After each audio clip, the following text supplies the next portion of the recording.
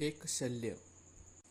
कित्येकदा कोणाला तुमच्याशी काहीतरी बोलायचं असते, पण त्याच वेळेस तुम्हाला महत्त्वाचे काम आल्यामुळे किंवा वेळ नसल्यामुळे समोरच्याचं ऐकून घ्यायचं तुमच्याकडून राहूनच गेलं आहे.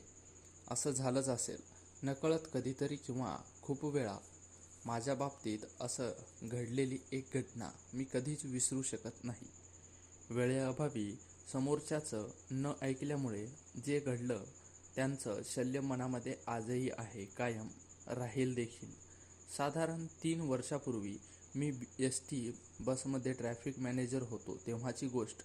तेव्हा कंट्रोल रूम माझ्या देखरेखीखाली होता. तिथे काम करत असताना तिथला एक ड्रायव्हर माझा थोडासा परिचयाचा झाला होता. इतर कर्मचाऱ्याशी बोलत असताना, त्यांना मार्गदर्शन करत असताना, साहेब समोरच्याला चांगला सल्ला देतात, चांगलं गाईड करतात असे त्या ड्रायव्हरच्या लक्षात आले होते. एकदा मी ऑफिसमध्ये असताना दुपारी साधारणतः 1 वाजता माझ्या चपराशी काकांनी मला तो ड्रायव्हर भेटायला आल्याचा आणि बाहेर बसल्याचा निरोप दिला. बोल, मला काहीतरी सांगायचं आहे तुला. मी बाहेर जाऊन ड्रायव्हरला विचारले, साहेब मला तुमचा सल्ला हवा आहे. फक्त तुम्हालाच काहीतरी महत्त्वाचे सांगायचे आहे. मला जरा निवांत मोकळा वेळ द्याल का? त्यांच्या चेहऱ्यावर निर्विकार भाव होता. डोळ्यामध्ये माझ्याप्रती विश्वास होता. बरं, 15-20 मिनिटे दिली. हातातले काम संपवून आपण बोलू, ठीक आहे? मी त्याला म्हणालो, चालेल साहेब, तोपर्यंत मी तिथेच बसतो. तो म्हणाला, मी आता जाऊन काम चालू करून हातावेगळं करून लागलो. इतक्यात काही वेळामध्ये मला दुसऱ्या ब्रँचवरून फोन आला आणि अर्जंट मीटिंगसाठी 2 वाजता या असा निरोप मिळाला. दुसऱ्या ब्रँचवर पोहोचण्यासाठी किमान 25 मिनिटे लागणार असल्यामुळे मी लगेच बाहेर आलो आणि ड्रायव्हरला म्हणालो, मला अर्जंट मीटिंगसाठी इथून लगेच निघावं लागेल. हेड ऑफिसला जायचं आहे. आपण उद्या बोलू सकाळी. मी त्याला म्हणालो. त्याने काहीच उत्तर दिले नाही. त्यांच्या चेहऱ्यावर मात्र मला नाराजी दिसली. उद्या नक्की बोलू, पण सकाळी 9 वाजता मी ऑफिसला असतो. मी तेव्हा वेळ काढून ठेवतो. सकाळी काही व्यत्यय आणि मीटिंग नसल्यामुळे आपल्याला व्यवस्थित बोलता येईल. ठीक आहे ना? मी त्यांच्या खांद्यावर हात ठेवून विश्वासपूर्वक म्हणालो, ठीक आहे साहेब. तो म्हणाला आणि मी तिथून मीटिंगसाठी लगेच निघालो. मी मॅनेजर असल्यामुळे मला दररोज सकाळी घरी 6 वाजता रात्रभर चरीपोर्ट, अपघात वगैरे अशा काही घडलेल्या घटना सांगण्यासाठी कंट्रोल रूमवरून कॉल यायचा. तसा नेहमीप्रमाणे दुसऱ्या दिवशी कॉल आला. समोरच्या व्यक्तीनं माहिती दिली आणि म्हणाला, साहेब तुम्हाला तो माणिक ड्रायव्हर माहिती आहे का, जो बऱ्याचदा रात्रीच्या वेळेस आपल्यासोबत जीपवर सोडण्यासाठी असायचा? हा कालच मला भेटण्यासाठी आलेला ड्रायव्हर. हो, माहीत आहे ना.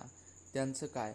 मी लगेच म्हणालो, साहेब काल रात्री त्याने 4थ्या मजल्यावरून आपल्या बायकोला ढकलून दिले आणि नंतर स्वतःही उडी मारून आत्महत्या केली. हे ऐकून माझे कानच बधीर झाले. मी हादरून गेलो.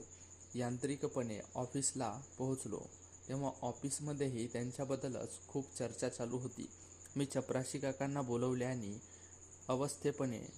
अस्वस्थपणे म्हणालो, कालच तो मला भेटायला आला होता. त्याला काहीतरी सांगायचे होते. हो साहेब, तो काल 12 वाजल्यापासूनच बाहेर बसून होता. तुमच्या मीटिंग चालू असल्यामुळे मी तुम्हाला उशिरानं सांगितलं. त्यांचा काहीतरी घरगुती प्रॉब्लेम असेल. तुमच्याशी त्यांना बोलायचं होतं. चपराशी काका म्हणाले आणि मी एकदम सुन्नच झालो. त्याला राहण्यासाठी क्वार्टर दिलेले होते. तेही खाली करावे लागणार होते. तेही माझ्या लक्षात आले होते. आणि त्याला 3 मुले देखील होती. 1 मुलगा आणि 2 मुली. दोघेही बेघर आणि अनाथ होणार होते. मुलाला त्यांचा काका आणि मुलीला आत्या सांभाळण्यासाठी घेऊन जाणार होते. मला जास्तच बैचेन वाटले होते. कदाचित त्यांच्याशी भेट झाली असती तर पूर्ण कुटुंबाची हेळसांड टळली असती. यात माझीच चूक आहे की नियतीची? ती भेट घडवायचीच नव्हती म्हणून मला नेमकी त्याच दरम्यान महत्त्वाची मीटिंग आली. नेमकं काय सांगायचं होतं त्याला मला? सगळं गूढ. नियतीला दुसऱ्या दिवशी मला भेटेपर्यंत त्याला तेवढी रात्रही तग धरू द्यायचे नव्हते. एका रात्रीत वाद विकोपाला गेले. हा तर्क, काही वेळा संवाद हा अनेक समस्यांवरचा उत्तम उपाय असतो. जीवनात आपण प्रत्येकजण व्यस्त असतोच, पण जेव्हा कोणाला आपल्याला काहीतरी सांगायचे असते तेव्हा त्या व्यक्तीसाठी वेळ देणे हे महत्त्वाचे असते.